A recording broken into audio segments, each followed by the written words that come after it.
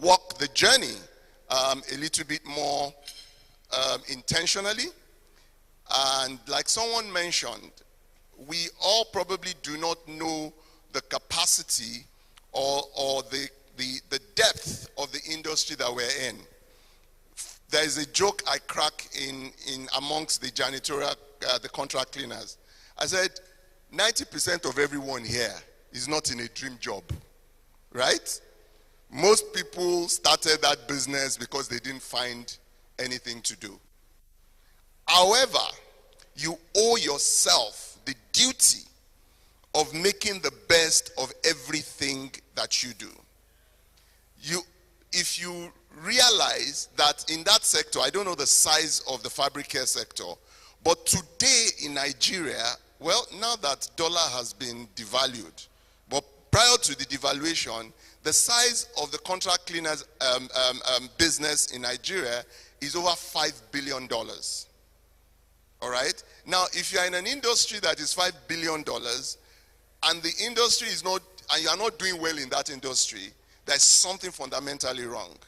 And it takes everyone to understand and come together at some point to create structure, to create form, to create order, so that you lay a foundation for the future. That is a commitment that we as CPAN have made to ourselves, and that we're also making, that we'll join hands together with the Fabric Care Association for us to take the frontiers of this hygiene industry forward.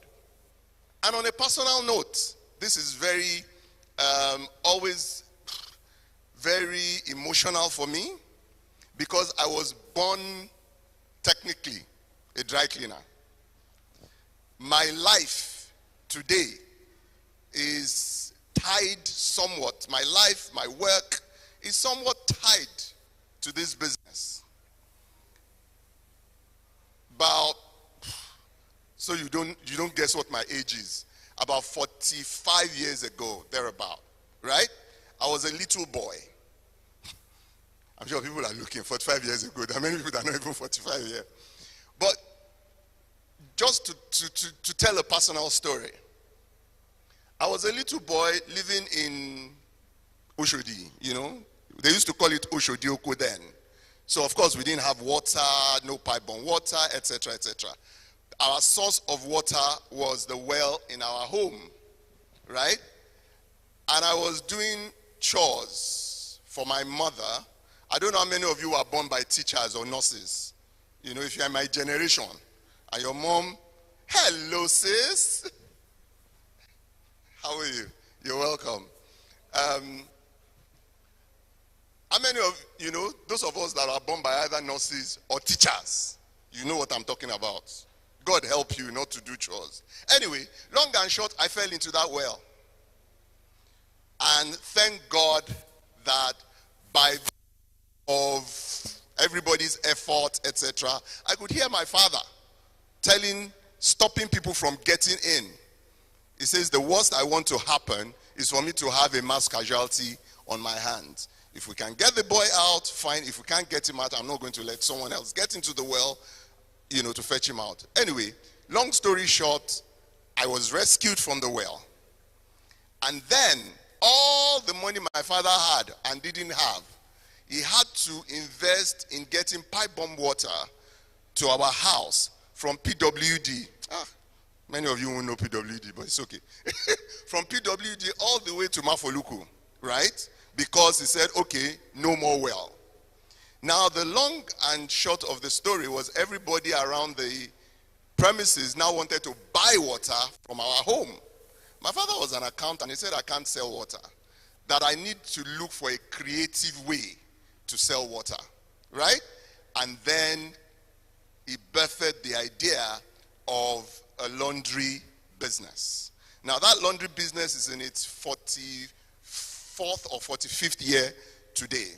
And so every time that I have an opportunity to interact with this, I sort of owe my existence to it. This is on a personal note. So everything that I have, I will use, you know, to support, to commit to this franchise. Finally, I would just like to say to the organizers that there are things we're doing at the Cleaning Association that I believe we can learn from. And use the opportunity to invite, one of those things is that we have, over the past 2 years, been working with the government, the federal government. At the Federal Ministry of Education level, there is an agency called the National Board for Technical Education, and they are actually resident in Kaduna. That's where their HQ is. Next week, between the 4th and 6th, we're going for a validation workshop that will establish a national skills qualification, 3 levels national skills qualification for operators in the cleaning industry in Nigeria. Now, the beauty of that is that from this point going forwards, it's not just to carry a mop and bucket and say you're a cleaner. There is a nationally recognized curriculum and certification that every cleaner should have at different levels. Guess what the interesting thing is? Because of my background and where I came from, we already initiated a discussion to do something similar for your industry. And I think fortuitously, one of the BOT members is resident in Kaduna. So I'm using this opportunity to invite all of you, if you're in Kaduna next week, come and see what's going on, because we're pretty much in that larger hygiene industry. And let us ensure that we not only professionalize, we not only standardize, but we uplift the standards of the industry that we have found ourselves, so that we leave that industry better than we met it. We are relevant to each other, support each other to grow the business, move from competition to collaboration, and at the end of the day, posterity will judge us very fortuitously. I wish all of you a wonderful 2 days. Enjoy the time. Thank you for having us.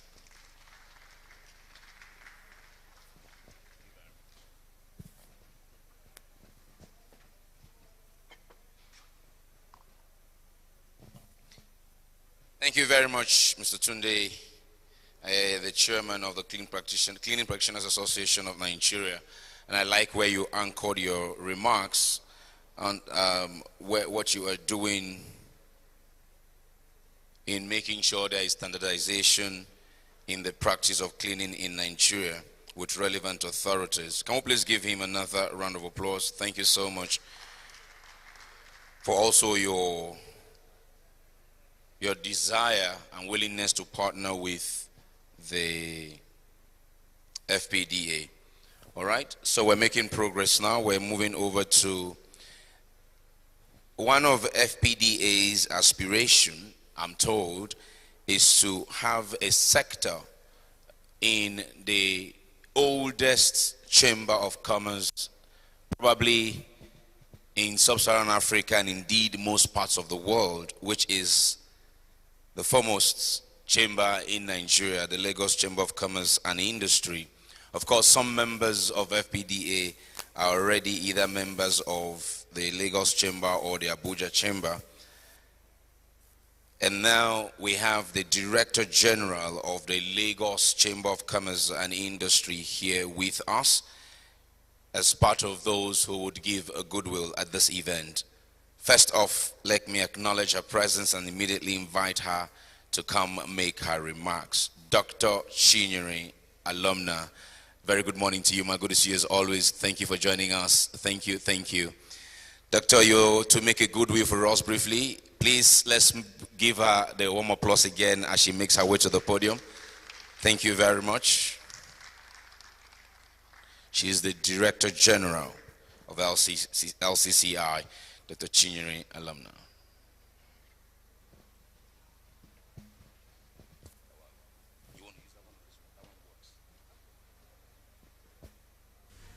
Good morning, everyone. It is indeed a great day to be here and to see all of you here this morning. I think the Fabric Care Professionals and Dry Cleaner Associations deserve another round of applause. Please give them a round of applause. I thank Enibukun Adebayo for making all the efforts It's amazing how much energy one person has to pull this together, to ensure that we take seriously and take as a business, have a business understanding around cleaning. I believe that sanitation and cleaning is critical to life. If you think about the time of COVID and even before then, you realize that we needed to sanitize as much as possible. We needed to keep clean to stay alive. And even from then till now, you will know that just take a walk to the hospitals, you know how critical cleanliness is. Just a tiny infection can derail a man's destiny. So that this association has come together to professionalize the industry, I think is commendable. The Lagos Chamber of Commerce and Industry was established in 1888, so it's 136 years this year, the oldest in the sub-region. And we are proud of the members of the chamber that promotes their sectors as professional endeavor that will contribute to the economy of the nation. And I believe that this sector contributes significantly to the economy of Nigeria, not just by having a business in this sector, but because you facilitate business across other sectors. If you think about any industrial setup, if you go to their factory, they need to remain clean round the clock. If you think about, today we're thinking about, the tourism industry. You can't have a tourism sector without having hotel and all of those. And this, your sector, the cleaning sector, facilitates what goes on in all these other sectors. So I celebrate you today, and I'm really honored to be here.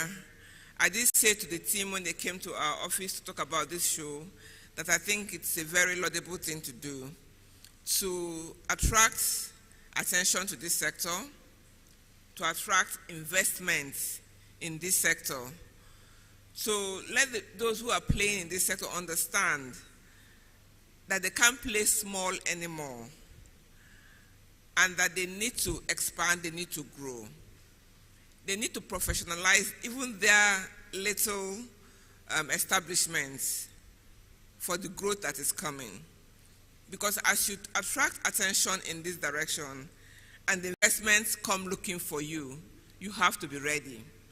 You can't say, I'm a small dry cleaning outfit, I don't know. You have to be ready because big investment is coming your way.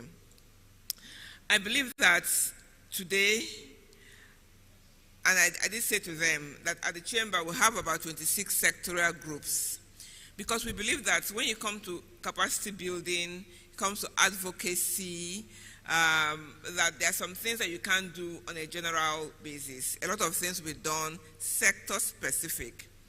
That means that this sector needs to build critical mass within the chamber so that you have a standalone sector for yourself, because that's the way you can engage with government in an appropriate manner.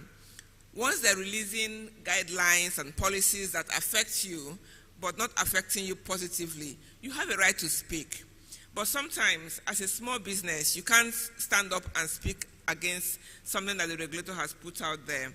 You need to have a group around you to say we are coming together and our voice will be louder. That is why you need to have a group that can speak on your behalf, can advocate for your issues, can generate opportunities for networking, opportunities for collaboration across the globe. And we can see that we can contribute to economic development. So I salute you, Mr. Debayo, and your team at the Fabric Care Professionals Dry Cleaner Association. This may be like a small thing, but I can see 10 years ahead that this is a great thing to have. I can see that when we start to command, to speak in large numbers and the investment that will flow in into this sector, that we'll remember that today we came together and we started something small, which is geared to grow big. So thank you very much for having me, and thank you all of you for being here to support this initiative. God bless you.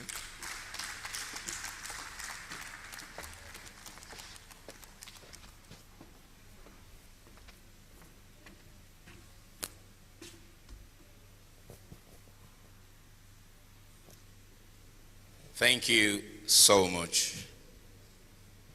Director General SCCI Dr. Chinyere Alumna speaking there and reinstating the importance of why your coming together is pertinent for the growth of the industry and for the scaling of your own individual businesses.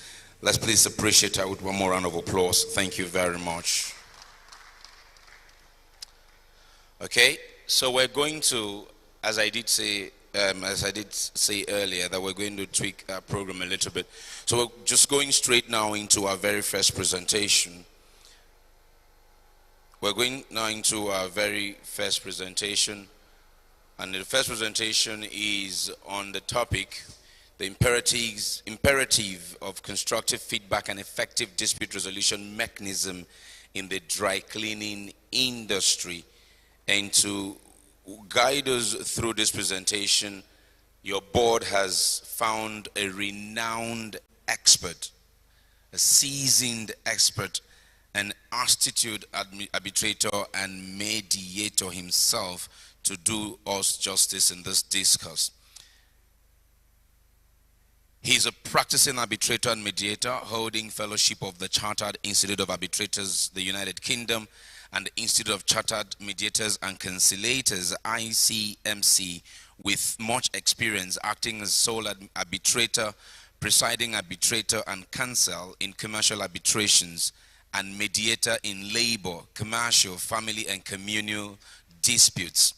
He is an accredited neutral of the Uwais Dispute Resolution Center, formerly the Abuja Multi-Door Courthouse, the Federal High Court ADR Center, the Nigerian Chambers of Commerce Dispute Resolution Center, the Edo State Multi-Door Courthouse, the Abia State Multi-Door Courthouse, the Ogun State Multi-Door Courthouse, and that of Plateau State, and so much more. He's a renowned speaker at many conferences across the world.